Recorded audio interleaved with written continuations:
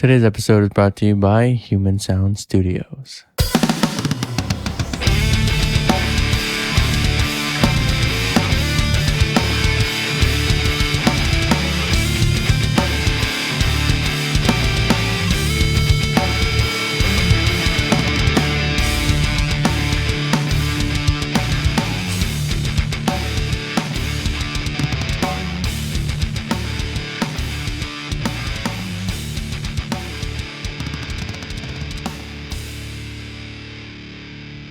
What is going on, everyone?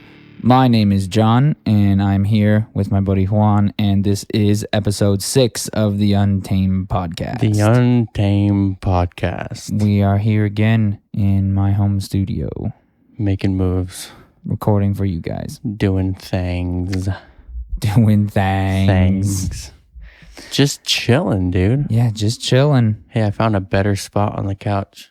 Yeah? Yeah. Yeah? I feel so much still hate better. it? I still hate it, but I still feel much better about it. It's more comfortable for your butt? It is. Good. I'm actually like kind of upright and Yeah. not like... I'm kind of slouching today. I should probably fix that, but let's see. Don't slouch. If you Yeah, slouch... it's bad for my back that's already messed up from marching, so... Yeah, every time I sit down, like I gotta stand up and I just like move my back to like an inch to each side and just goes. Yeah. Yeah, at the end of every day, I have to do this like crazy maneuver to get my lower back to pop, and then like I carry these 2 huge knots in my lower back that just always, every day. That and in my ankles. I'm just an old man, bro. I'm like, let's see. It's all right. You can be ancient. It's My fine. birthday is in a month. And you're gonna be old. I'm gonna be 3 years away from being 30. How crazy is that?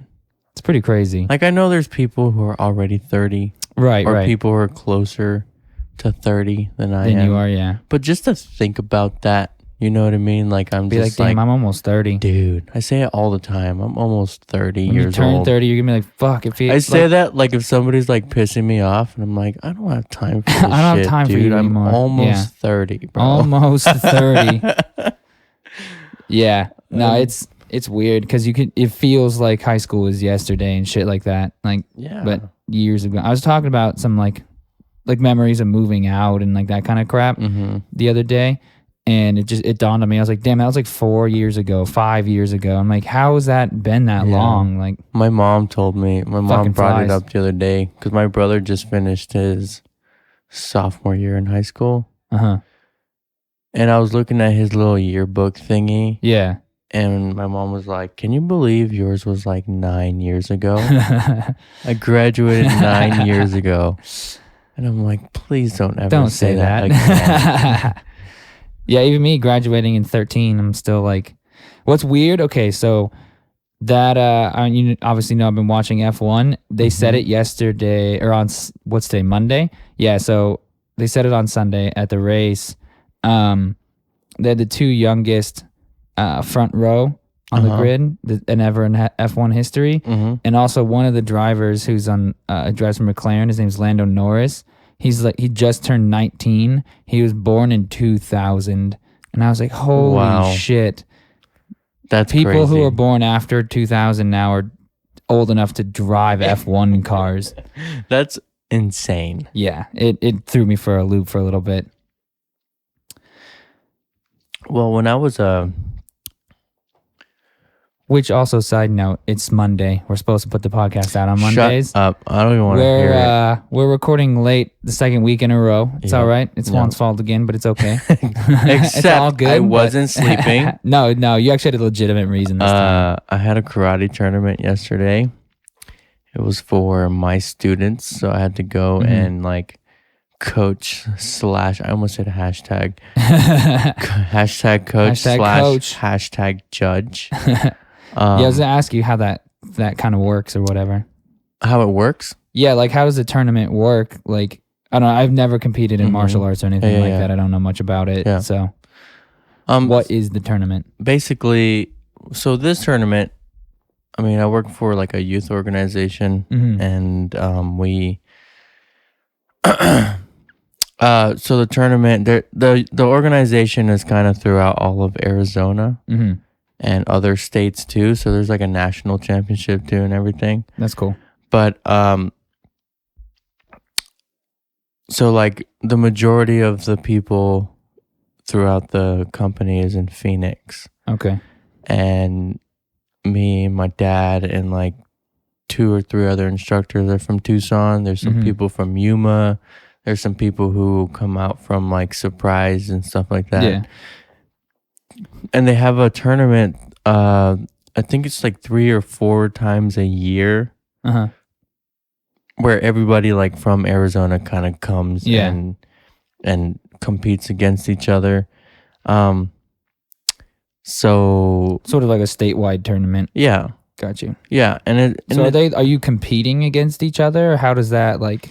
no, it's just the students. Against Well, that's what I the mean. Like how the students are competing against each other. Yeah. A lot of people try to kind of. I mean, some people act like it's like a big deal. Mm-hmm. I personally think that it's more for the students to get like experience and just to kind of have fun and have, that's the main thing is we want the kids to have fun and be around other kids doing the same thing that they are. You know what I mean? I feel you. But I mean, some of the instructors are like, oh, well, I brought this many students, you know what I mean? Or I brought this many, or all my students got all these trophies. And I'm just like, hey, if you walk away with a medal, dude, like, because they have trophies. So they have like first place trophies, second, third. Yeah. And they have medals. Yeah. And then they have like, you can like, if you get like this many first place trophies, you can like get, I think it's like 4 first place trophies, and you can get a bigger trophy. And then if you have 2 of those, then you get a bigger one. You know, it's like tournament champion, grand tournament champion, Hall of Fame champion, or whatever. Yeah, just something fun. I think it's just something fun for the kids to kind of Well, I mean, I feel like it's a cool like way to like start competing. Yeah, and like get the idea of what competition is, and like instilling like friendly competition. Yeah, and I started out in tournament because my dad taught for this company since I was 5. So I've been within this exact company since I was 5 years old. Yeah. So I grew up starting out in these tournaments, and then once like I think I was like 9, and my dad put me in like a legit Taekwondo tournament where you can, if you go to state, you win. Top 3 goes to national qualifiers. And then top 3 of that goes to nationals. And then top 3 of that goes to, the US Open and all that. I did that. So I did these tournaments that my students go to from like 5 until like 9. And then from 9 until I was like 17, I was doing Taekwondo tournaments and fighting competitively, going to nationals, qualifiers, US Open, all those, until I was about 17, 16 maybe. And then I stopped doing that and started teaching. I think that's really cool, like bringing the younger generation into it. I honestly, it took me a long time to get my chops when it came to teaching. It's a weird thing. I've tried teaching music before, and it's hard. Yeah, it's definitely different. And it was like, especially like growing up with my dad, who had been teaching since he was a teenager. It's like, does that help? Like, do you get pointers and stuff from him? It helps. And at first, like, we started out like we were co-teaching, so like, I would teach the first couple classes, and then he would teach the advanced class, and that's cool. And even now, I have questions. I'll ask my dad and be like, I don't even really know what I'm doing, like, what do I do now? Or how do I move forward with this? Or because like some things that I teach like doesn't work with certain classes, with certain students. So I'm like, like this kid won't listen to me, or he's not understanding this, or my class right now is not understanding the way I'm teaching this. Yeah. Like, how what can I do change do? it to make sure that they get it? Yeah. That's cool. So when you're at the tournaments, you uploaded a video on your Instagram story that I found fascinating. Yeah. And it's a video of you literally breaking rocks with your hands. Yeah. It's insane. Yeah. I don't know if you've ever seen someone, listeners, I don't know if you've ever seen someone like basically like chop at a rock and it snap in half. It's pretty crazy to watch. Like the first time I saw it, I was like, wait, hold on, what the fuck just happened? Because when you posted a picture of the rocks, I was like, okay, I don't get this. And then I saw the video of you breaking them and I was like, what? Yeah. And I had to watch it like multiple times and really like, I was like, did he just fucking break that? You know, But people, it's crazy for my mind. So are you like doing like demonstrations there, or like Yes. how does that? Yeah. So correlate? before the tournament starts, we have a couple instructors kind of get together, and not get together, but like plan out like demos for Got you. for the students / parents who are there. Yeah. Sort of this is what you could be doing. Yeah. Got you. So there's like a demonstration, like they do what they call like a Rocky skit. They've been doing it for a long time. You know, like Rocky, like the movie. Yeah. So basically, like this kid is like walking down the street, quote unquote, and then he gets bullied. And then he goes to a karate class. Somebody teaches him karate. Yeah. Teaches them karate. And then they go back out the next day, or not the next day, but you know what I mean? After they know karate, now they can defend themselves. Yeah. And it's like, hey, good thing you guys are in karate. You know what I mean? Yeah. Like, but that's really cool. They've been doing that for literally like 20 plus years, that Rocky skit. And then there's people who go out and do like a performance with like bow staffs or weapons or swords or whatever. And then there's me. Honestly, I feel like it started with me doing the breaking. Yeah. Because years ago when I was younger and I was doing these tournaments, there were instructors who would break bricks and break. Right. Well, there was one person who had ever done the river rock. And honestly, it was somebody that I looked up to. Yeah. Like a lot when I was a child. But they had stopped doing those for a while because those instructors like left, you know? Yeah. And so nobody had been breaking. And one time me and my dad put together like a board breaking one. And then after that, like my boss, I guess, he was kind of like, Juan, I want to see more breaking. And he meant wood. Yeah. But I had to step it up a notch, and I brought in bricks. Yeah. My first stack of bricks I did at the tournament was a stack of 5. And then I did a stack of 8. And then I did a stack of 10, and I failed. And then I didn't do it again for 3 years. And then a few months ago, I did that stack of 10 again. And I freaking demolished it. You know, I was like, I cannot fail again. Yeah. So I was just kind of like pushing my own, what you can do, my boundaries. And the it river fucking rock makes my head spin. Like thinking about you like chopping at a rock and it just snapping off.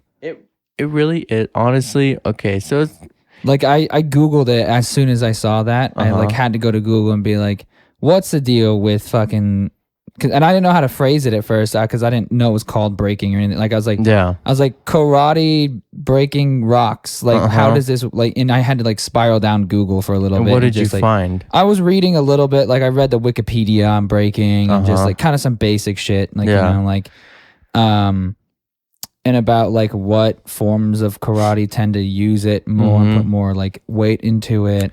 Yeah. And then I like watched some YouTube videos of like random people doing it. But it just, and it was a lot of like what you said earlier, the mind over matter thing. Yeah. Like in someone I read like a Reddit like thing about it. And someone had said like sometimes the way that he does is he visualizes like his target like through the rock or whatever it is. That way, like you're not going in with that expectation of failing. You're gonna hit the place past the rock, like because if you don't break it, it like all that energy goes back into your hand or whatever it is, and it hurts. Like apparently, and I'm sure it does. But then they were like, if you don't like, or if you do break it, like all that energy goes into breaking it. And then I was reading about like building up the callus on your skin, and then like micro breaks in your bones. So that way you get like calcium and stuff build up, so your bones are harder.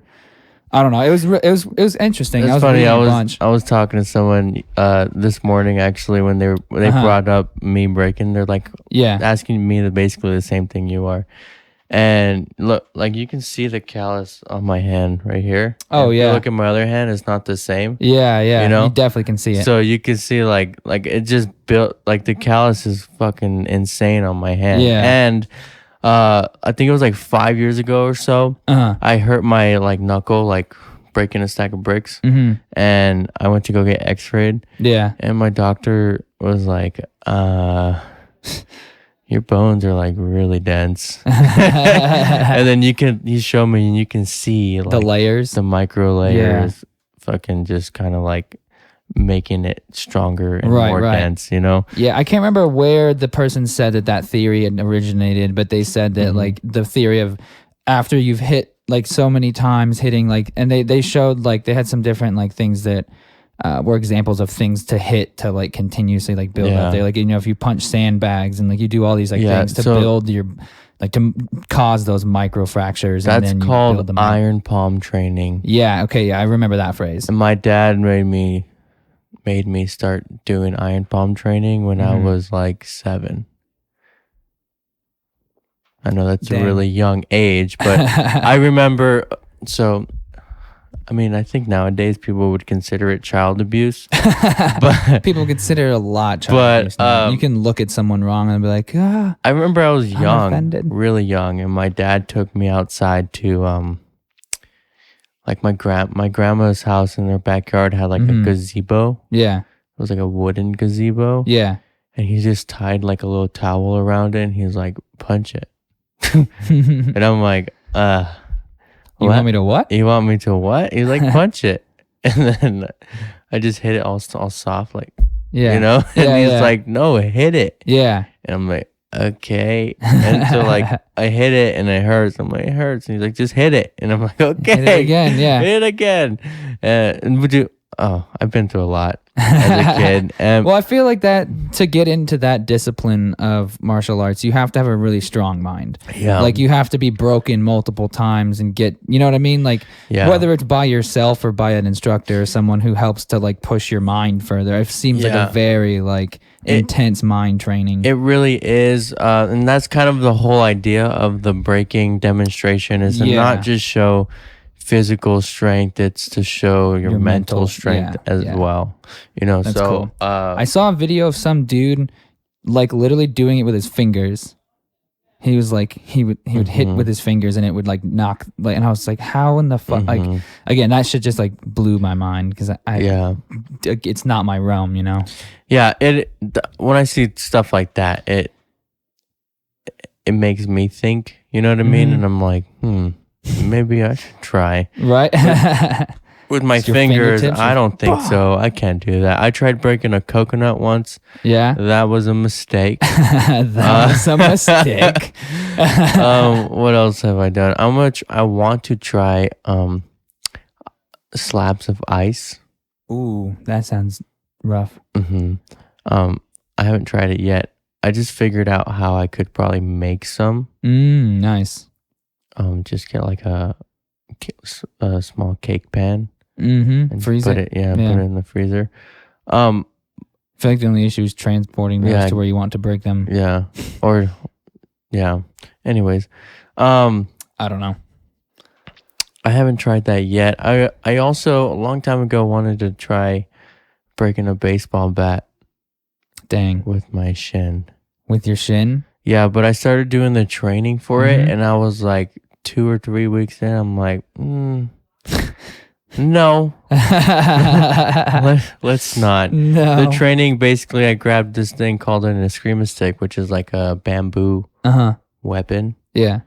So you get the eskrima stick, and then you put your leg out, and you have to start like aggressively rubbing the stick up against your shin. Yeah. And I was doing it, and I was like, oh, it's not too bad. But I noticed that I was rubbing against the muscle on the side here. Yeah. Rather than dead onto the freaking bone. Onto the bone. So when I actually started doing it on the bone, when I realized what I was doing wrong, I was like, this hurts. Yeah, I can imagine, dude.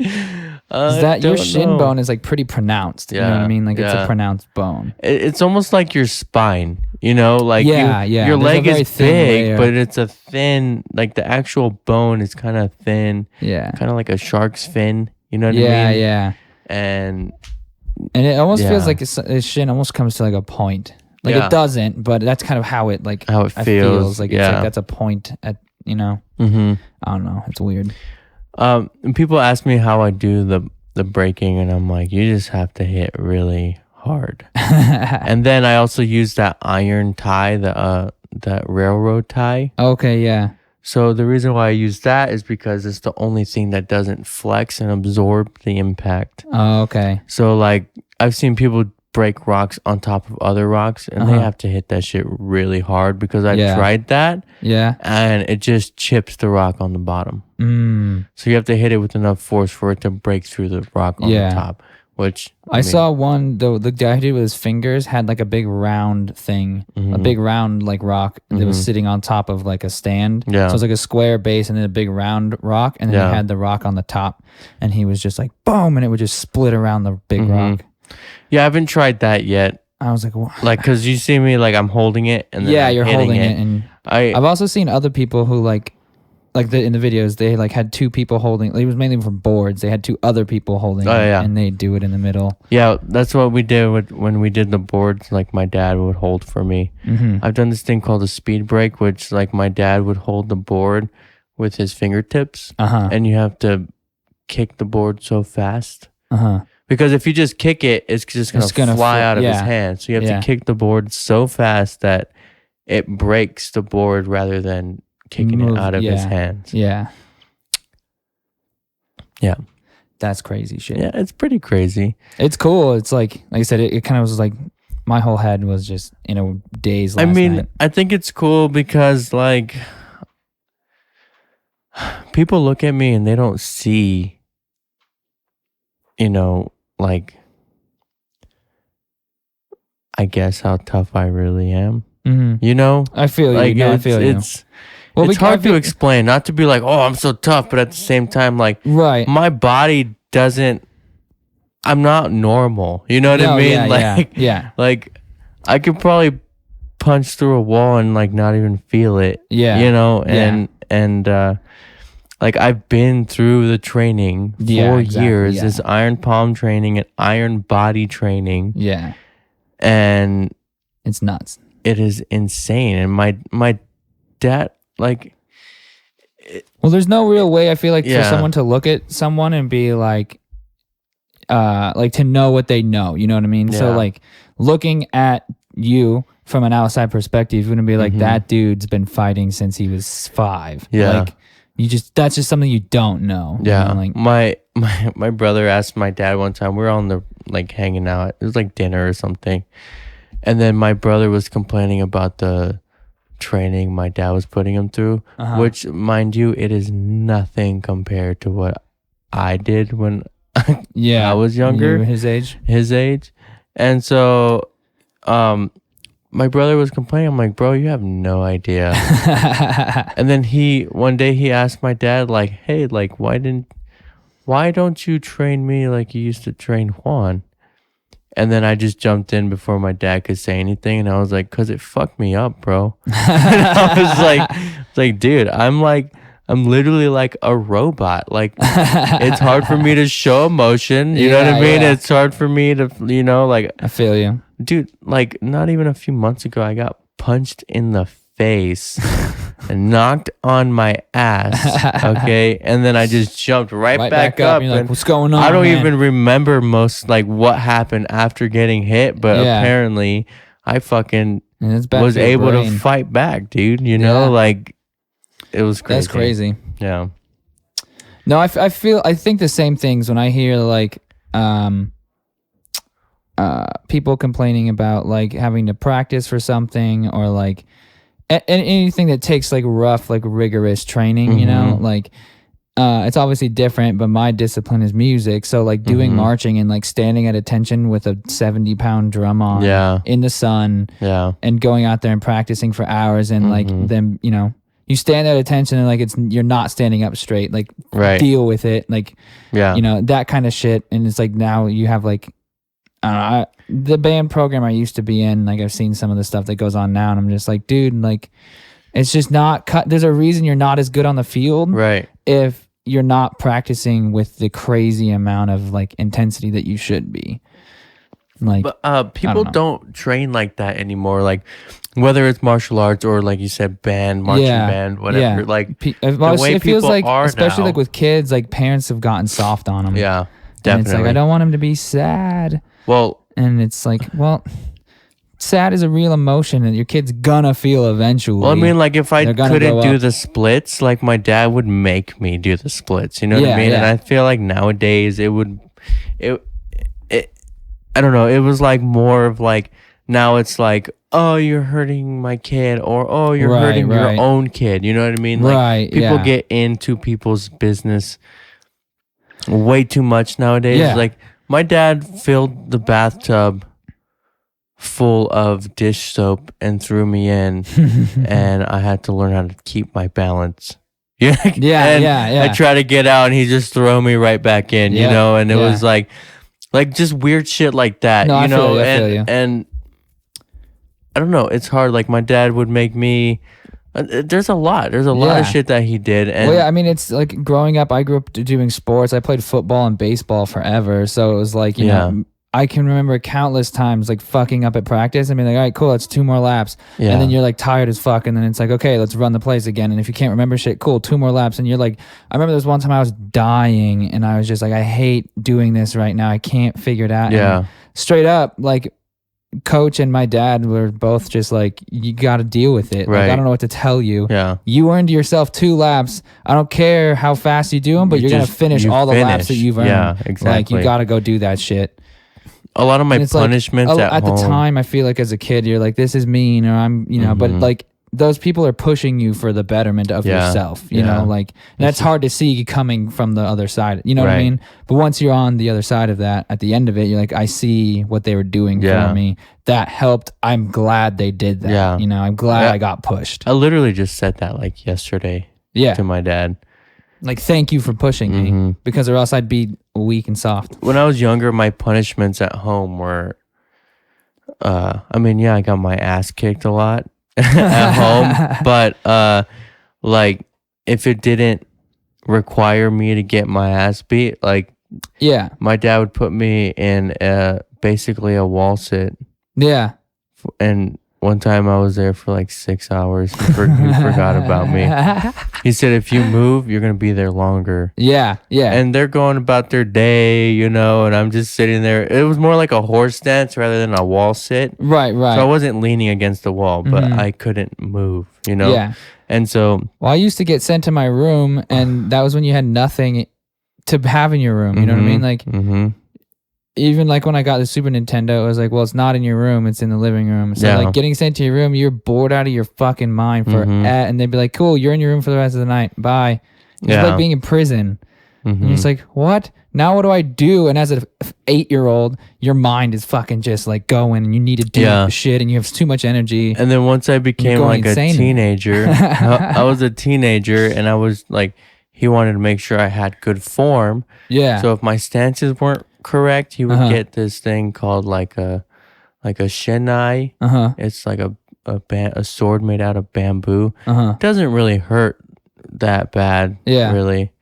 But he'd knock you with it. But he would hit my legs with it if my legs weren't bent enough, or like he would get like little sticks and Yeah. like hit my thighs with them. Yeah. And then I would know to like, okay, I gotta move that. Yeah. Well, that's how like when I was in marching band and like growing up for like getting your hand technique right, a big part of like switching from like a drum set grip to like a marching stick grip. And I use my drumsticks in the same grip now because it's just been forced, into me. So like you use a different fulcrum for where the stick actually pivots in your hand.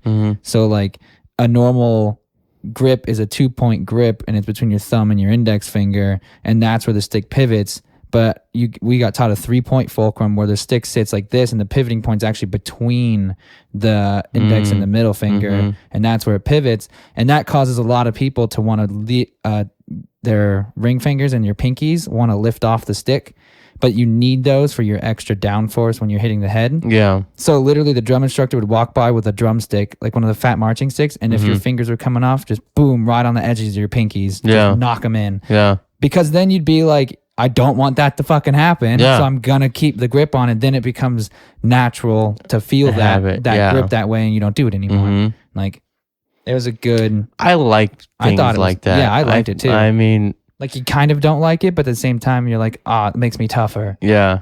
Like, I don't know. I do that like with my students. I try not to be too rough, but like if they don't have a stance, obviously I'm not gonna hit them with a stick. But like I'll go up to them and I'll like softly like kick the back of their knees, so like it'll bend more. It'll bend the right way. Yeah. Or like one of my students. Here's a story. This is funny because like this is how I know that I was teaching him correctly and he was actually paying attention, because he was. I had mats out. I was teaching them how to fall. Yeah.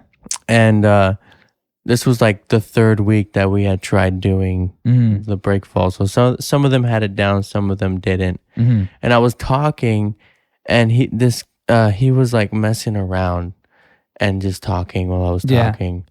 And I was like, what are we doing? And I stopped the whole class and I looked at him. I said, what are we doing right now? He's like, the back fall. And I'm like, and I was like, okay. And I explained to me word for word how you do the back fall. Yeah. And then he did it. He did. And then like, and he was standing at the edge of the mat, and I just went up to him and I pushed him. Yeah. And I pushed him and he did the back fall like perfectly. Yeah. And I was like, okay. I'm like, all right. Like, you got it. Yeah. You got it. Cool. Good job. Yeah. But like, I guess it was kind of mean to kind of like push him. Well, I mean, but like, some people would be like, you did what? But it's like, you're in a martial arts class. Yeah. That's your job. Yeah. Like, it seems like taboo to do that, but at the same time, it's like, that is your job, is to teach them how to do that, like how to fall over. Or like if I'm teaching joint locks, I'll do it, not obviously hard, but like on my students so that they know how it feels. Exactly. When that's your job as a martial arts instructor. I feel like you're there to like show them the basic of how that feels. You know what I mean? Yeah. I don't know. Physical training is weird. Like, it is. It's just like it's a mindset, and it's like, oh, that hurts. Let's not let that happen. Exactly. Let's not make that let's make it not hurt. Or like, let's, like you said, mind over matter kind of type deal. Yeah. Yeah. And just to throw this out there, all of my kids love my class. You know what I mean? Like, I'm not a dick. I'm not like, you know what I mean? Like, yeah. It might sound like I'm a dick because I just said I pushed a kid onto a mat, but like I said, I feel like that's sort of how it goes. You know what I mean? Yeah. Like I said, it would be like when my drumline instructor came by and knocked my pinkies with the drumline or with the big marching stick. Yeah. Yeah, that might have been maybe a little mean, but it was for the betterment of everything, and I appreciate him for doing it. Yeah, for sure. I mean? Like, or like having to stand at attention and getting yelled at when you're on the football field, and if you're moved, then it's like, cool, run a lap and then put your drum back on. Yeah. Deal with it. Carry the drum. It's hot out here. Yeah, we're all sweating. Like, kids would routinely pass out at marching band practice for locking their knees or like, getting dehydrated, not drinking enough water, like all that kind of shit. It feels like, oh, maybe that's too harsh, but it's not. Like, that's what's gonna bring that level of excellence. Exactly. Out. Yeah. Another thing that's funny is the way people react to the things you say rather than the things that you do. Yeah. Because like I've been teaching for a while, and I've had my own class for a little over a year now. Mm-hmm. And I every semester I do like a orientation type of thing. Yeah. And I make it a point to say right off the bat, like, I am not a babysitting service. Yeah. And and I'm like, you guys are here to learn karate. Mm-hmm. And if you're not here to learn, then don't come. Get out of my class. Then don't come. Exactly. Yeah. And I say that, like, I straight up say that to people all the time. I say, if you're not here to learn, then don't come back. Yeah. And that gets people more than like the things that I make them do in class. You know what I mean? That offends people nowadays. And yeah. When I did my, which I don't understand. When I started my summer semester, I said that to my orientation class, and there was like all the parents were sitting in listening, and all the kids were sitting there, and I was like, look, I'm not here to babysit you, and if you're not going to learn, then go find a babysitter. Go find another hobby. Yeah, go do something else. So this isn't the place for you. As soon as I said that, dude, you can like feel the energy in the room. Yeah, you can feel it in the room. Kind of cringe. You hear all the people's butts just... Yeah, and I was just like, well, let's start this class, shall we? All right, cool, let's do this. And then, do you get the parents like coming up to you being like, well, that just wasn't okay? I mean, sometimes, but... Or do they just not come back? I think people, if they don't like it, they just don't come back. But the majority of them, I guess in a way, just kind of understand. You know what I mean? Even though they're like, did he really just say that? You know? But then they're like, okay. You know, it makes like, sense. You almost have to say that, because I feel like there are those parents out there that are like, oh, for sure, we're gonna go to karate for the next 2 hours, and I'm gonna go next door, whatever I'm gonna do, and read a book, or go eat, or there would be some drink, kids, or whatever the fuck. Yeah, and you're just like, okay, well, and they're like, they don't give a shit about what the kid is learning. Yeah, they don't care about how they're doing at home. They're not gonna make them practice, and then that makes, I don't know, I feel like that makes the kid worse in class. Makes him worse for your class. I think, and it hurts like, the kid. Years ago, this was like easily like 15 years ago. It was in my dad's class. My dad had a student that would come in. He would be there before class would start, like the first class. Yeah, and he would stay the whole night, because my dad would teach like 3 classes per night. He would be there the whole night in every single class. And then my dad would still have to wait for like him to get picked up at the end of the night, which is like 9 p.m. Yeah. Because the parents would leave him there? It turned out the parents would leave him there and go to the casino, and then they would like come back. Yeah. After like 5 or 6 hours of just going to gambling. Yeah. Yeah. That's being a shitty parent is what that's called. Yeah. And it just sucks. And that's why like I have to say those things. Yeah. Not only for the kids to be like, yeah, I'm here to learn, but also for the parents to be like, look, this is how this works. Your class is 45 minutes to an hour long. Either you stay and you help, and I suggest that you stay and help out during the class so that you know how to help your kids at home. And you get to like it's a thing that now becomes like a thing between you and your kid. You're like, we are going to karate. True. Like, I have parents coming up to me all the time, and like I allow parents to stay and help. Yeah. And learn also what their kids are learning. Yeah. I encourage that, but like some parents just drop off their kids and leave and then come back. Yeah. Which is fine. Yeah. But then they come up to me and they ask me, oh, like, we're trying to get him to practice at home. Like, what does he need to do? Yeah. And I'm just like, well, I can't show you or tell you the last, 5 weeks of the class. 6 weeks of class that we've been doing. Yeah. And like, I don't know. You know what I'm saying? No, like, I feel you. But anyways, like if you want to leave your kids, leave your kids. Mm-hmm. That's fine. Mm-hmm. But if you want to know what's going on and help them, then stay. And or do the class. You Right, know? yeah, Like, do the class with the them. kid, Like, I don't yeah. care. I'll show you. Yeah. You know? And another, Like I said, I feel like that becomes a thing between you and your parent, you know, or between you as a parent, you and your kid. You get to be like I said, we are going to karate. yeah. Like with sports and stuff, my dad would help me, and then like especially with music, because my dad's a musician. Yeah. He would help me learn things, and there'd be times where I was like I couldn't figure out how to read the music, or like, you know, he'd be teaching me things, Yeah. and I would have to like do the stuff at school and then come home and then be like, all right, Dad, how the hell does this, like, how is this supposed to go? Right. Like, I couldn't even hear it in my head yet when I looked at the page. Like, and that's something that you just have to develop, how to learn to look at a sheet of music and be able to read it and just hear it like you do with your head in English. You just read it because it's a language. Like, it's a weird thing to say, but a lot of musicians, I know how to read is a music. language. Like, I read music Yeah, for the exactly. trumpet, and I still can read music. like you got to look at it and you have to hear it in your head as it goes. And be able to count it and everything. But it's a similar type deal. Right. Like, my dad was able to be there and to like be like, here's how you read this. Like, this is what this means. Because they're Like, older and they can comprehend certain things better than you as a child, and they can help you understand it, you know? Yeah. And you're with them all the time, and so that they have a more of an insight into how your brain works more than a teacher would. Yeah. It's interesting though. It is very interesting. Well, we went on a big rant there. We did. For a while. I was not expecting that conversation to take that long.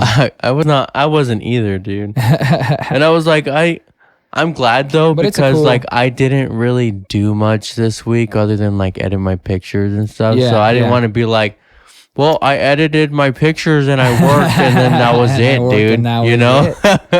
But I'm glad we had like I guess kind of like a deep conversation on like karate and something that I'm passionate about. Yeah. Like I've been doing karate since I was 2 years old, dude. Yeah. I mean, it's something that you're gonna have. It's become a big part of your identity, much like music for me is a part of my identity now. Like, it's just, I'm a musician. Like, that's how I see myself now. Like, it's just part of me. Yeah. You know, and that sticks with you until you die, basically. You know, like, it really is a part of me. And it's like, I tried quitting one time. I quit karate and I was like literally depressed. Miserable. Yeah. And it was like, it wasn't even the fact that I wasn't training. It was more like just not going in general. Yeah. You know, like if I would just show up, not do anything, but show up, you know, it was just different, a different feeling, like a different mindset. You know what I mean? No, like, I feel you. Like, yeah. Yeah, I went through a period between a couple of years ago where I wasn't actually actively in a band or a project, and I was losing my mind doing it. Like, I knew that I had to figure something out. You know what I mean? Like, and eventually it led me back to being in Desert Fish, like all the, you know, the weird lines and ties of the universe, however the hell you think about it. Yeah. I ended up joining Desert Fish, and so I was incredibly excited about that because I was like, cool, I have a new project that I get to really just sink my creative, you know, mind into and get to just sink my time and my effort. And like, I love working on music, you know, like I love working, but I love working on music the most, you know? So like, I feel you in the whole, you miss it and you go a little bit crazy because you don't know what to, I almost was like, I don't know what to fucking do. Yeah. Like, what do I do now? I want to be playing music. Like, you go a little bit crazy. Yeah.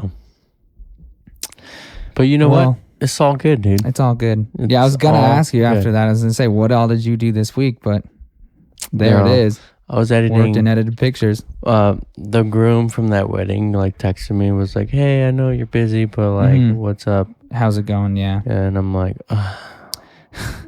I gotta edit wedding photos. There's so much. I feel you. I'm slowly but surely like getting through them. Yeah.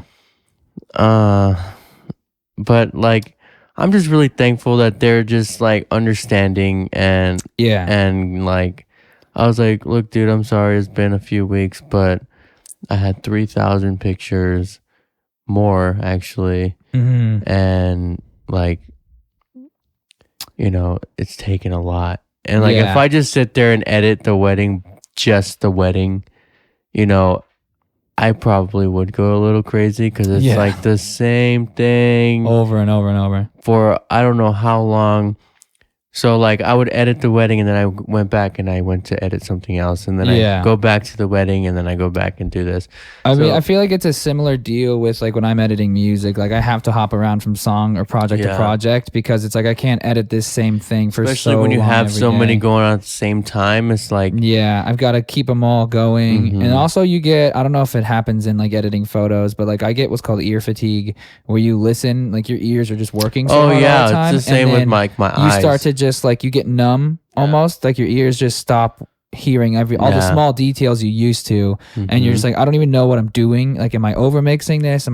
Is this even changing anything? Yeah. And you have to stop and take an ear break and like make sure you don't get to that point. Yeah. And like, you know, there's tons of different tricks and stuff to keep your ears fresh. And I'm sure it's something similar happens when you're editing that photos. happens like if I'm editing quick, I'm just like boom, boom, boom. I'm like, I don't even care. Yeah. I don't care about checking the skin. I don't care about this. You know what I mean?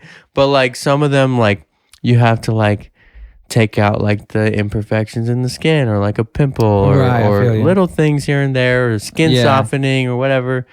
And sometimes if I'm staring at the screen for so long, it's the same thing with my eyes. I'm just like, I feel like I'm starting not to see everything. So I got to take a break and come back with fresh eyes. Yeah. And that's like one of the biggest advices that other photographers would give new photographers is take breaks. If you're getting frustrated, walk away, come back with fresh eyes. Which is something that's crazy because like when you go to like a day job, they're like, you get one break. Yeah. And it's like, okay, great. I'm going to be more productive if I took more breaks. Right. Like, because at home, but I'm also, more productive if I take more breaks. Some people are not responsible enough to do that. You know, and to be left alone. It takes a certain like, you know, outlook on your thing. Yeah. But I also think that it's like, as an editor, like as a, you know, as a creative mind in, you know, doing something like that, like artsy, you like have the responsibility because you have that drive to go back, you know? Right. Like if you're doing some job that you don't like, you don't really have that drive to go back. You'll like fuck around for as long as you can before you have to go back. But like that picture I just go crazy. Posted. Like it'll be the middle of the night. I'm like, okay, you know what? Fuck this. I need to go in and edit. And then I'll end up being up until 6 or 7 in the morning.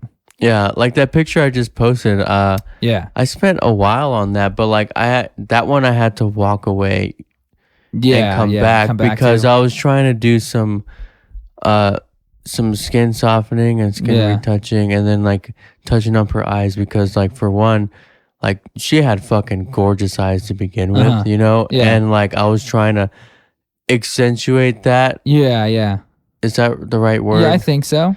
You're trying to make that like more of a focal point. Yeah, so the eye was the focal point, but I didn't want it to look fake. So I was trying to sharpen it and make it like more like I wanted to keep her natural eye color because her eyes were just, you know. Yeah, exactly. It's like taking a good like song or something that's already good and you've already recorded it really well. The whole point is not to change it. Right. It's to just make it, you know, you're sort of sculpting it a little bit, and making it sort of shine. And then is your job. And then I was trying to soften the skin.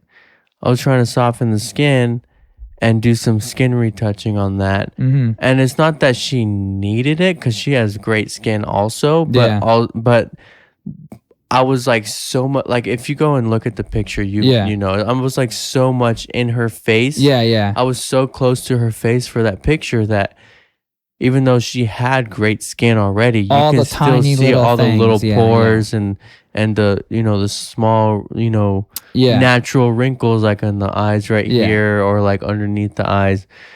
It's kind of like when a band goes in and records, you get to really quickly figure out what works and what doesn't, or like who knows their parts and who doesn't, because you're like, it just basically shows all the flaws when you're that detailed about things. Yeah. Like you get to pick out the flaws that normally you don't see, but there, you know, no matter what, there's always going to be something tiny there, and that's our job is to Right. sort that out.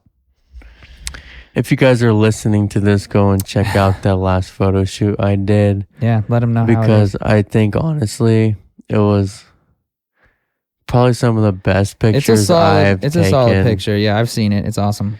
You know, I was showing my friend, Brendan came into town on Saturday. Mm-hmm. And I showed him the set of pictures, and he goes, "Who are you?" And I'm like, "Is that good or bad?" He's like, "No, dude, these are dope, dude. Hell like yeah. these That's pictures dope. are so good." And I was like, yeah. He said a similar thing to Austin after we got off stage. He came and saw us.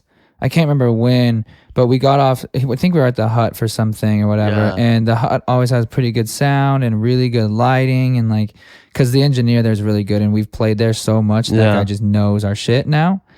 So we played there for some big show and we got off stage. And Brendan looked at Austin and goes, "Who are you?" And Austin was like, "What?" He's like, "Dude, you fucking rip that guitar." And he was like, that's my job. Like, I'm supposed to be fucking a god at playing guitar. Like, that's my job. But it was cool. And it's cool to see, like, especially with photos. It's cool to see, like, the improvement. Yeah. Like, I'll have things pop up in my memories of, like, Old photos you did, or a picture similar, because I really like that half face up close and personal picture type of thing. I feel you. But like, actually, one of the first pictures I've ever posted as a photographer was one like that. And so it's a good A/B side by side. It's like, oh my god, like the improvement, and not only me and my settings and my camera and all that, but also the editing and oh my god, dude, like, I feel you. It's like listening to old music that I wrote. It's hard to listen to because you're like, oh god, this is bad. Or you're like, I'm getting a lot better doing it. Or getting better at mixing, and like listening to my first mixes, I'm just like, or even the improvement in just like the last couple weeks. You know what I mean? Yeah. Like, I'm just like, wow, like I mean, the more work you do, the more you do, like, you get better. You put in the time and the effort and, you know, the mindset to learn and get better. And you will. Yeah. And you just have to put in that effort. It's the same thing as fucking, like we were just talking about in karate. It's doing the art thing too. It's the same sort of mindset that you have to go at. But you don't think it's making a difference until you look back and you're exactly. like, holy look shit. at that improvement. Yeah. I'll show you. Crazy. I'll show you that first picture. Yeah, I'd love to see it. So we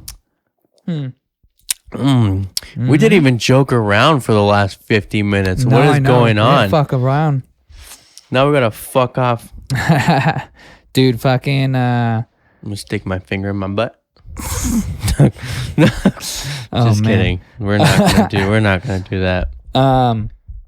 Dude, I finished what was it? 2 songs this week. I'm excited. I was able to erase them off my whiteboard because there's still a lot of shit up there. Like done? Are they the ones that you posted? One of them it hasn't been posted yet. It's actually they both haven't actually technically been released. Yeah. One of them is called Coexist by Lo-Fi High. Yeah. And that's coming soon. He's got I think he's got some ideas for a video of some kind as well.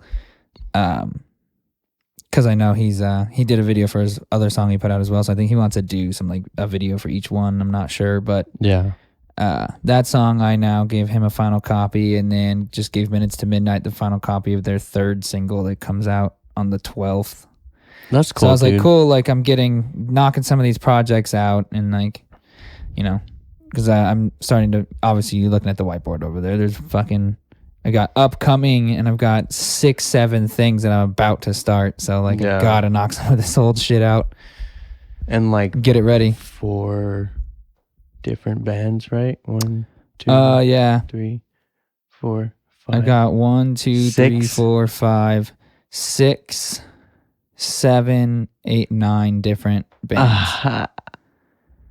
Yeah, 9. You're doing including illicit, my dude? aunt. That's dope. I'm gonna be doing their drums. Dope. Yeah, Dale's gonna come down here and I'm gonna do the I probably engineering. shouldn't have said that, but whatever.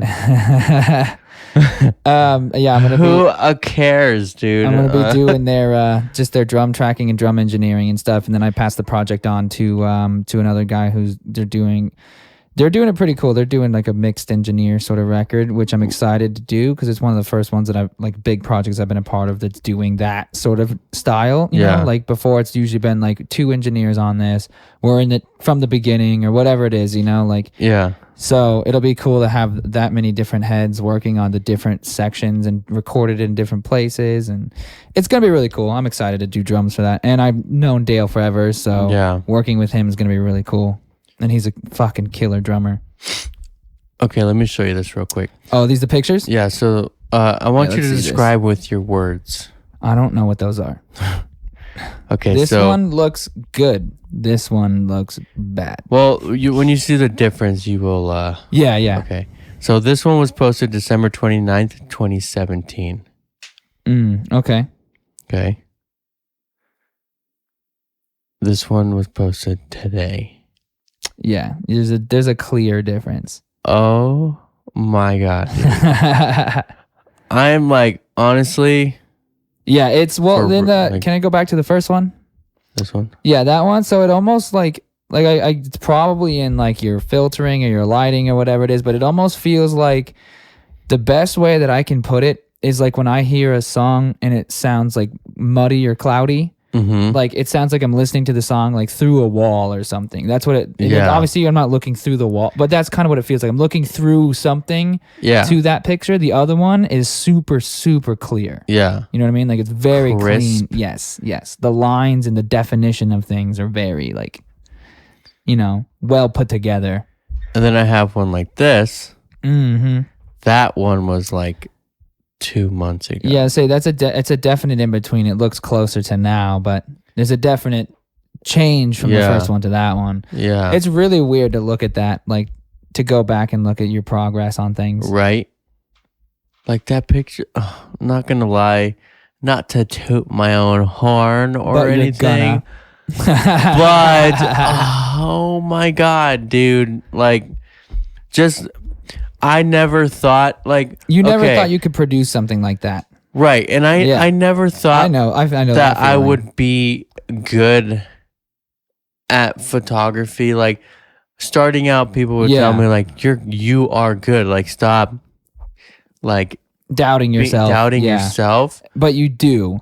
Like no matter what, no matter what, I'm going to. Even now, like you have that like small, like little bit of failure. But then when you like, produce an image, and another thing that fucking blows my mind too is that this photo shoot that I did, was for one, it was last minute. Like it was like a little less prepared. It was more like a Friday night, and then I was just talking to her, and I was like, hey, you know, like.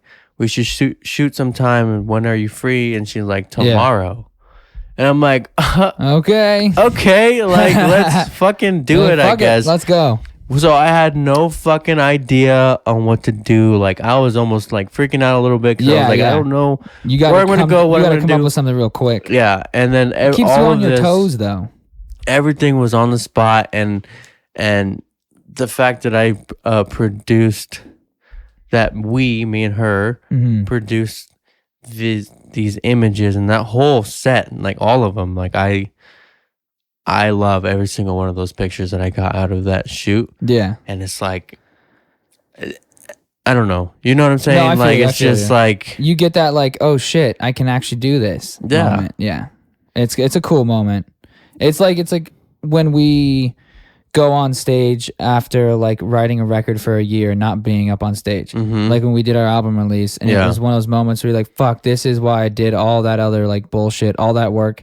And you're like, damn, this really paid off. 1 and 2, like we just put on a huge show, you know. Right. We had help, obviously. We had other bands on it. We had promotion and all that kind of stuff. But at the same time, it's like this came out of us making an album. And this night now is like, you know, there's a bunch of people in this theater. Maybe we can actually fucking do shit like this. You know what I mean? Like, that those little moments where you have, and you're like, oh shit, like I didn't think that we would make it this far, but we Right. have. Like Mm-hmm. those moments are always really cool. Yeah, I agree. Dude, I watched the F1 race yesterday. Uh-huh.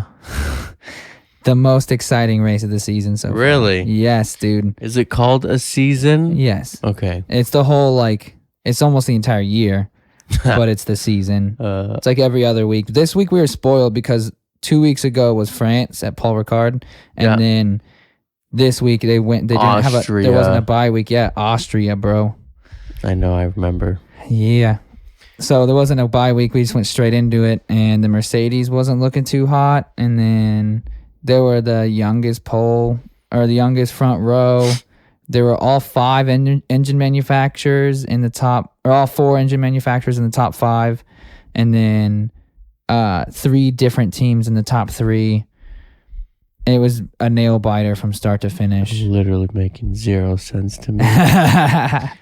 No, it was a nail biter for sure, though. Like, we were all up watching it, and like Austin and I had he just bought the new F1 2019 game for the PS4, and we're gonna probably buy a racing sim. What's that? Like a chair with like the pedals and the steering wheel and everything. That like, so we're gonna. That's kind of cool. Yeah, it's gonna be dope. I want to play that. Fucking come over and play it then. Hell yeah, dude.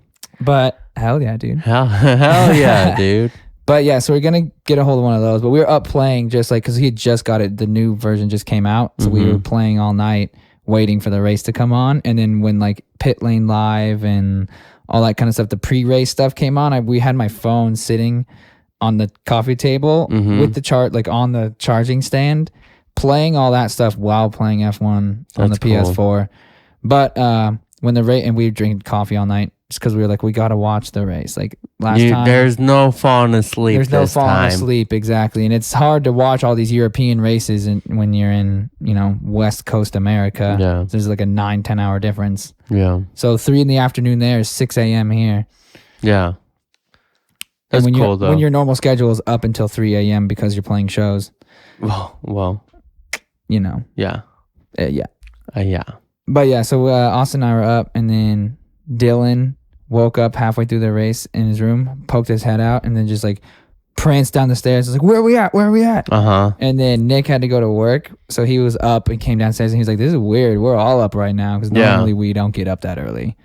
But we were watching the race for a while, and then some interesting penalty shit almost happened, but then didn't, and like we had to wait 2 hours after the race to hear the final result.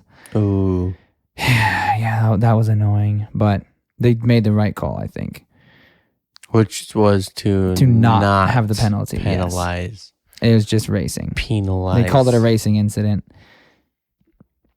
Yeah, it was. I can show you if you actually really want to see it, but it's like these 2 cars come into this corner, and the Ferrari and the Red Bull. The Ferrari's on the outside line, and the Red Bull's on the inside line, and the corner comes in closer.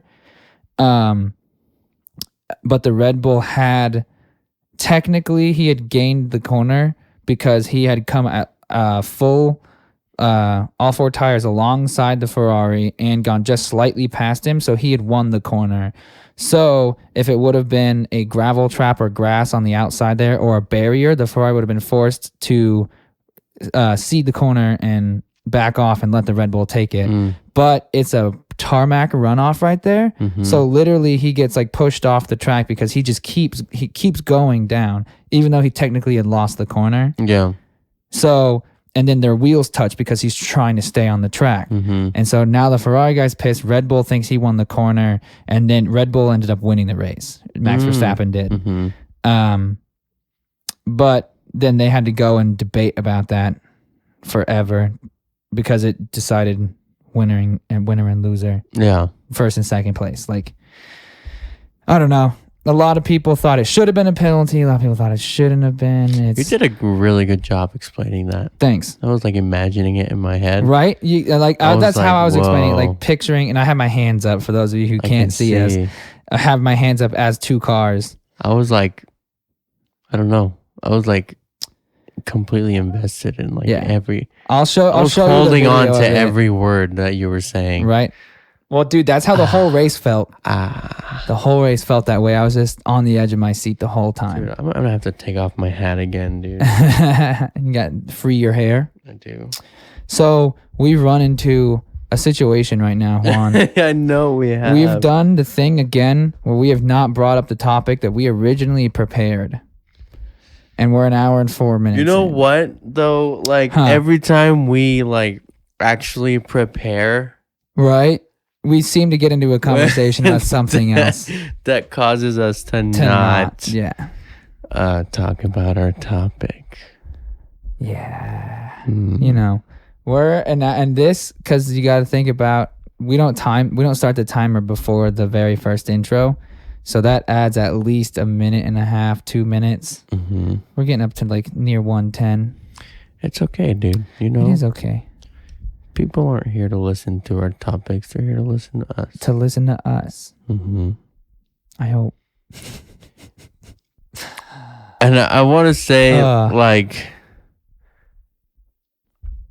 I don't, like, want to say we pause. haven't, like, joked about anything. We've done a little bit of joking. Barely. We haven't gone, like, crazy weird. I was at my friend's baby shower the other day on Saturday.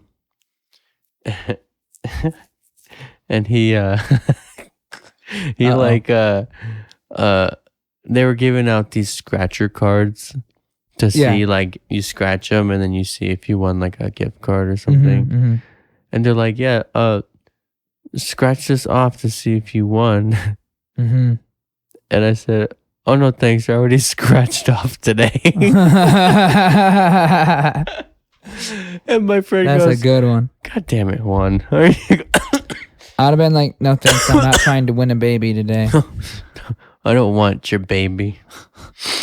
At first I thought you were going to say that everyone had to scratch off something to, like, make, because I always think it's a baby shower, but I always think, like, baby, like, reveal, like, gender reveal parties and stuff like that. So immediately when you said they did scratchers, I thought that, like, everyone had to scratch off to figure out, like, what gender the baby was. I don't know. That's where my head went. I mean, it's not really about...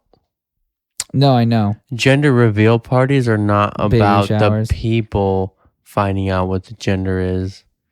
It's about the parents finding out what the gender is. No, I know, but, like, so in my head, I pictured, like, there goes my microphone. Like, everybody goes at the same time. No, like, it's a boy! I figured, like, you had a puzzle, and each scratcher card had a piece of the puzzle.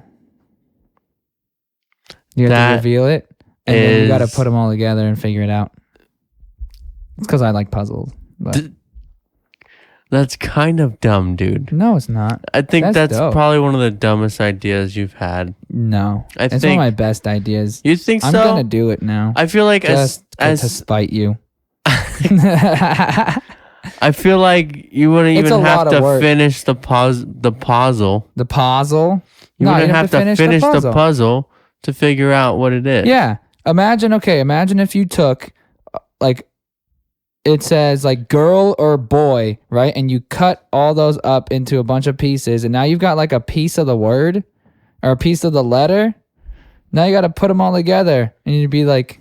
But what about the colors? Pink and blue is pretty fucking easy. You would make them colors. You're going to make them gray. You're going to make everything gray. How boring, dude. Yep. Be like, cool, now you got to solve that puzzle, bitch. And how many pieces of the puzzle is it going to be? I don't know. It depends on how many people show up. I'm thinking like 1,000 pieces. You'll be there all week. Yeah, not even, dude. It'll be even longer. Nah. You can put together a 1,000-piece puzzle in a week. Nobody has that kind of time. They do if they want to figure out what gender their baby is. They're all stressing out like, I can't. Can somebody just tell me? That's nope, a nightmare, dude. So I've been watching Big Brother. Man. What is that? It's a reality TV show that I've been favorite. Super into since I was like reality TV. Since I was a kid. Big Brother. Yeah. Yeah, I don't know. Never watched. I'm not really gonna explain it right now. it's hard to explain because there's a lot that goes on. Uh-huh. But Dude, my mic stand is fucking me today. But today I watched the episode from last night, and they had this competition, and it was called like a nightmare competition. And basically, they had 3 cans, right? Okay. Trash cans. They look like trash cans. Yeah, 3 like big bins. And they had to open them Uh-huh. and smell what was inside of it.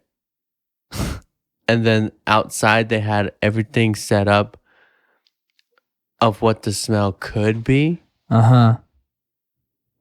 And they had shit like bobcat pay,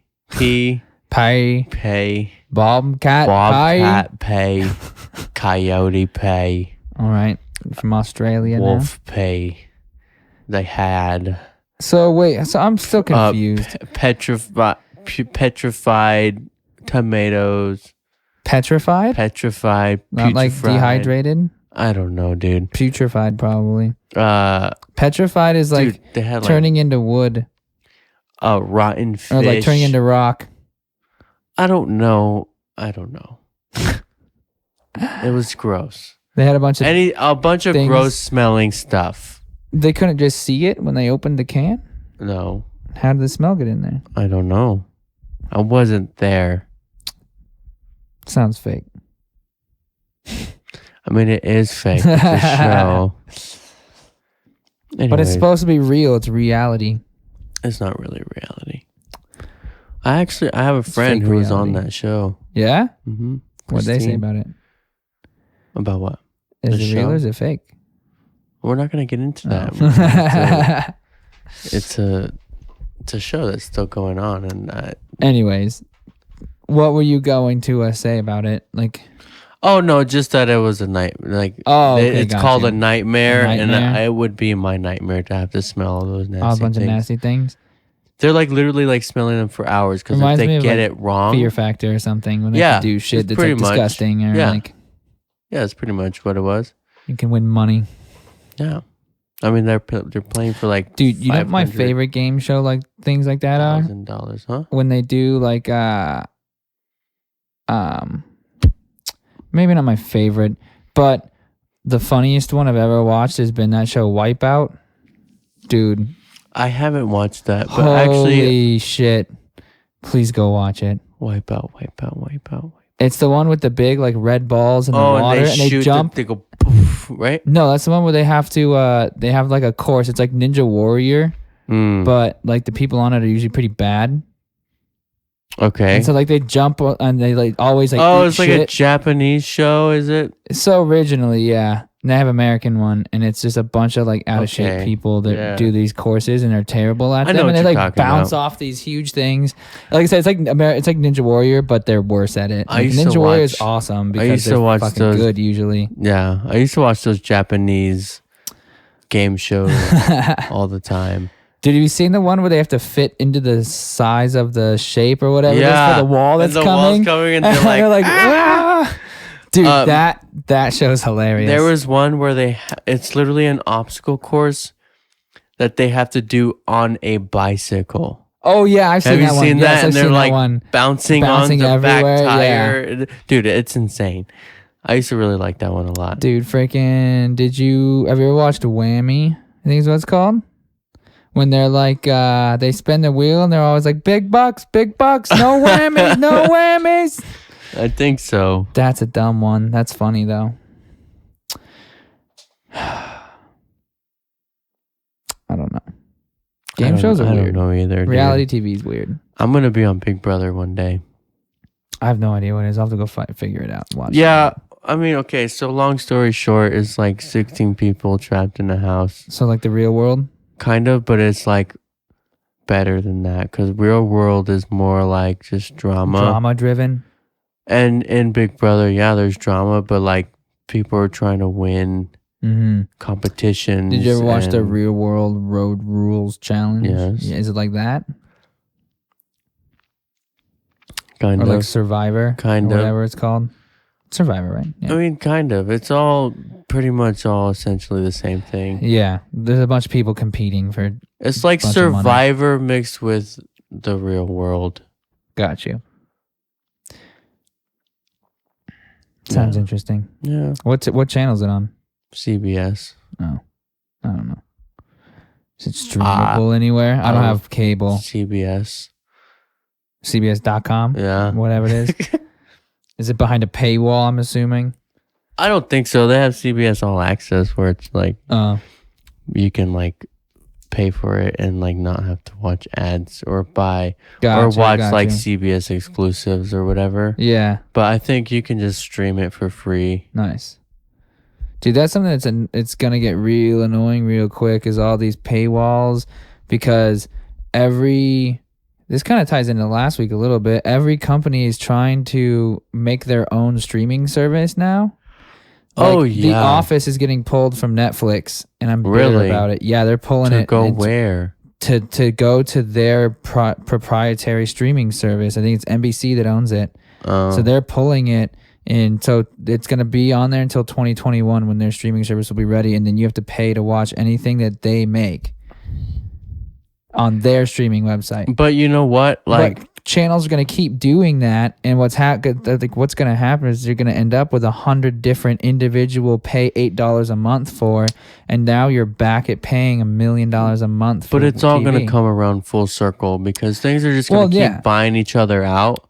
Well, and then but it's all just going to go though. back to one streaming service. Well, the thing is, though, is like if they keep buying each other out, like the problem is the conglomerate between like an internet provider and a content provider. Yeah. So like having, let's say, two companies, one of them being how you get your internet, the other one being a streaming service you use. So like if your streaming service is owned by the same person that provides the internet, now they can do with the net neutrality thing dying, basically like they can be like, oh, if you use Netflix, it's not our streaming service, then we can put a data cap on you, and if you go over that data cap, you get charged extra. Or we're going to slow down and throttle the speed of Netflix because we want to push you into using our own streaming service. But if you use our own streaming service, there's no data cap. You can just watch it as much as you want. Yeah. Like shit like that is going to get fucking weird. It's just it's dumb. Yeah, it's super dumb. I think I'm going to go back to buying as many DVDs and Blu-rays as I can. And then when shit hits the fan with streaming, I'm going to cancel all of it and be like, sweet, I've got this massive collection of movies and shows. I don't need you anymore. Yeah. I mean, yeah, because like Disney started their own streaming service and then they even bought out Hulu. Hulu. But yeah, like paying for HBO, Netflix, Hulu, fucking, whatever else comes next. I have everyone's proprietary service. I'm not going to do it. It's not going to happen. And the worry is that people, like the consumer market, only has so much disposable income to go around. Because then plus you got to think Apple's trying to come down with a bunch of their own streaming shit and then like music streaming. Yeah. People are going to start stealing digital media again. Like you saw a huge rise in digital theft and then it started to cut down and all those torrent sites started losing. Well, I'm a streaming service mooch. So all the streaming services I have are not mine. Right, but what I'm saying is though people are going to go back to like actually downloading and torrenting things. And that's what they can actively see like yeah, it's not even if you're bumming it, like that person still pays for that many screens to be watched. You know what I mean? Like my parents pay for so many screens on their Netflix to be watched. Like they pay extra so that more people can watch? You can pay extra to have more screens that you can be watched at the same time. And it's like, if you're paying to have 10 screens watched at the same time, you obviously have multiple people using the account. But you're paying for it. You're paying for multiple people to use the account. See, I don't know these things. Never paid or asked or cared. Like my Netflix is like my grandma's or something like that. Yeah. Amazon Prime, that's my mom's. Voodoo. I have Voodoo. Even have that. But Voodoo is cool because like I share that with my parents because like if we buy movies, it's basically the digital copy uploaded onto Got you. a website. Got you. Or an app. So those are just movies that we own. Yeah. So I mean, I guess it's not really a streaming service. Yeah. Kind of, sort of, but not really. I feel you. It's more of just like a database. It's yeah, like a but I mean, cloud. you can also go on there and be like, "Oh, I want to rent this movie," Yeah, or okay, yeah. you know what I mean.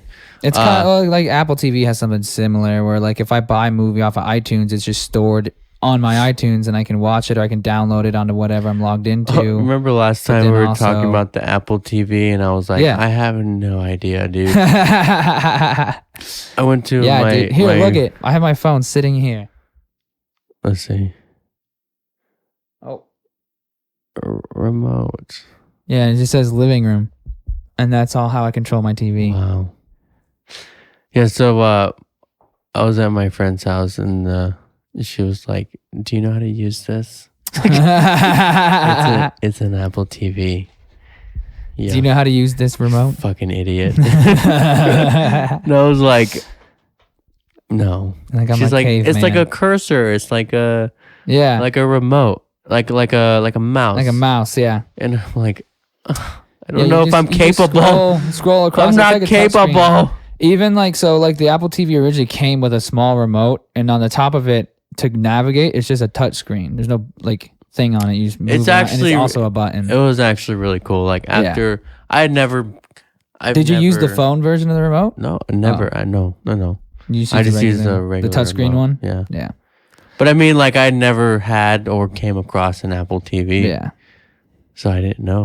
I have the original Apple TV, like the first gen, the first gen box that they had. I have that in my room because I'm not in there super often, and it's just connected to my Netflix and whatever, and that because it's easy to use. And it has their remote is really small and thin, and it's got just like a big wheel of buttons and then a center button. Yeah, that's so I've super basic. I've used that one. Yeah, Brendan had that when we lived together. Yeah, so now it's the new ones that have the new remote. The cursor, it's cool. I like it, and the one that I have downstairs is that one, and that one the remote ended up breaking, and that's why I started using my phone because I was like, I'm just not gonna buy another remote from Apple. So it's probably gonna cost me like $200 for a remote. And the Apple TV was $250, so I might as well just buy another Apple TV. And you're not sucking me into it. Dude, I hate when I get added to group chats I don't want to be a part of. Those are my favorite. What are you talking about? I'm obviously sarcastic. You also need to realize I sleep during the day and people are awake blowing up your phone all day. Yeah. Just put it on silent, dude. Like put the chat on silent.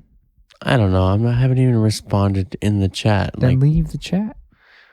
But you don't want to. But when that happens, I don't want to be like, "Oh, Juan left the chat because he doesn't like you guys." Hey, dude, I was added to a group chat.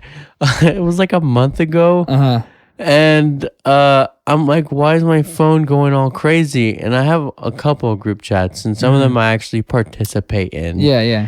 So I was like, oh, it's just a group chat. I didn't really look at it. And then later on that night, I actually looked and there was like a group chat for like a bunch of old people.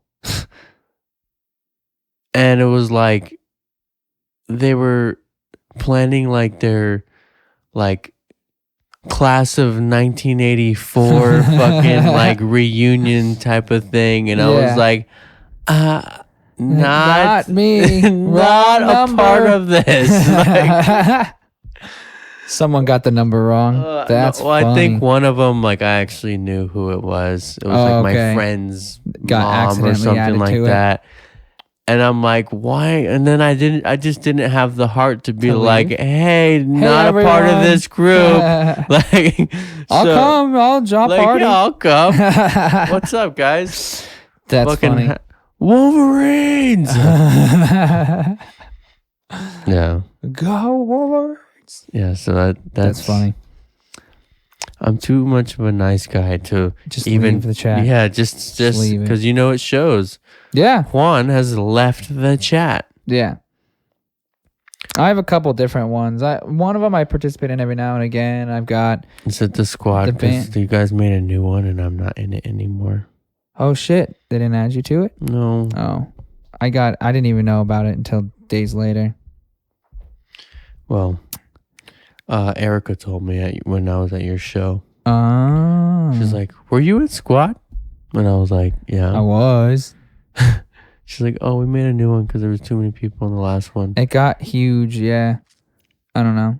I ended up putting it on silent. The one that I participate. Yeah. The one that I participate in the most is my band chat. And it's not even that often. It's like we all have just a group friend chat of our band. And it's like, hey, bills are this much. Yeah. Like, we got to do this. Yo, show off or whatever it may be, like band business. I have a group chat with my mom, my dad, my brother, and me. Oh, God. And I can't imagine doing that with my family. It'd get out of hand. And so we have a group chat in text. We have a group chat in WhatsApp. We have a group chat on Instagram, a group chat on Facebook. Only my sister and I have our family on Instagram. My parents are not, thankfully. Yeah. So dude, what's funny is my parents have told me that they were listening to this. So when they get to this episode, $10 says my mom is like, we should do a group chat. Yeah! Juan's family does it. And we're like, no. But the thing is like, we're like my parents. Speaking of my group chat, I got a text right now. What's it say? Hey, we're buying food and beer. Curious if you want us to get enough for you as well. What about Juan, dude? Do you want food and beer? No, I have to work in an hour. I know. I would love food and beer, but right. Also gotta be responsible. But also, why though? But also trying to potentially maybe sometimes a little bit get a day off in a couple of days. So also maybe go to work. You know what I mean? You weren't even listening. I had to respond to that text. I was like, yeah, dude. That's why I was just going off because I knew you weren't listening. What'd you say? Heck, maybe you should go back and listen to the podcast. Damn. You're going to be like that, I'm huh? going to fucking do it like that, I got dude. a text, bro. And it was about food and beer. I had to respond to a food and beer text. And now our timer's gone. Hang on. Oh. It's all right, dude. We're getting pretty up there now. Yeah, we're about done. We didn't even talk about our topic, but not. you know what? It's fine. It was a good conversation. It's a good conversation. And I'm excited for that topic because it allows us another week to get some more research done in it. Yeah. I spent a lot of time actually since you sent me that video. Not like a crazy amount of time because I tracked bass all day. I didn't play it, but I tracked it with DF for some new material. But I spent a fair amount of time looking up and researching that stuff that we want to talk about. I definitely enjoyed researching it today. Yeah. And then I even I sent you that link of what I wanted to talk about, and I actually started watching that show on the History Channel today. Yeah. So we're not gonna completely reveal it, but we'll talk about it probably next week. If not, maybe the next week after that. I think next week. We should be able to do it next week. That is if we don't get sidetracked again, which, knowing us, it's happened twice in 6 episodes, so 33%. It's okay. It's a good way to live your life, dude. You know what I'm saying? Off topic. You just gotta roll with the punches and do your thing, dude. It's all right. Yo, are you live on anything right now with your phone like that? No, I was just taking a Snapchat. Oh, I was gonna say, to be live. No, we should start doing it next time. Not the whole thing, but the beginning of it. Like at least the beginning on Instagram or something. The beginning live on Instagram and live on Facebook. My buddy said that we should do that and that he would watch and it might get more people to listen. And I was like, that's not a bad idea. No. Let's do that. So we might be able to go next week. We'll post about it. If we do, we might be going live on Facebook and Instagram at the beginning of the show. That would be cool. I feel like, and you got to wait for the podcast to drop after that. You would just see, I feel like if you just saw the beginning and then you're like, shit, I want to hear the rest of it now. I haven't actually, I don't know. I don't really have access to see who listens or how many people listen or what. Yeah. But from what I have seen, there is a good handful of people that do listen. Yeah. I saw I went to YouTube for the first time the other day. I haven't And been to the YouTube since I think posted. like each one had at least like 10 listens, which is not a lot, but it's kind of a lot considering we didn't really promote the shit out of it yet. promote it. Yeah. So, well, yeah. hopefully that keeps growing. I'm still gonna re-say this or recall, whatever you want to fucking call it. I'm gonna ask again for everyone to go blow Juan up and tell him to watch Game of Thrones. Send the email to the Untamed Podcast.wild at gmail.com. At gmail.com. Send us an email that says, Juan, you need to go watch Game of Thrones. We need a total of 80 people to tell him to watch Game of Thrones, and then he'll have to watch the entire series. 10 people per season. I'm not going to forget about it, and I'm going to keep calling for it. This is my call to arms, my call to action at the end of every episode. Go email us, go comment. Call of action. Go follow us on Facebook and Instagram at The Untamed Podcast and let Juan know that he needs to watch Game of Thrones. You can also see that find evil side eye, dude. I'm just like, damn it. I'm gonna laugh when you have enough.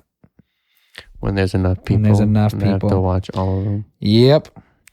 Well, yeah, you can go let him know on all those pages. You can find me, John, at John_human_sounds on Twitter, on Instagram, on Facebook, on my Snapchat, whatever. Send me an email at humansoundstudios@gmail.com if you want to book studio time, whatever it is. Go find me, follow my shit. I play in a band, playing Desert Fish Band, at Desert Fish Band. And then Juan over here is just dying to say his social medias. You can follow me, Juan, at Juanold. That's JUANALDDD. On Instagram, everything else is JUANALDD. 2 Ds. Not going to say it this time. And one of them is for you.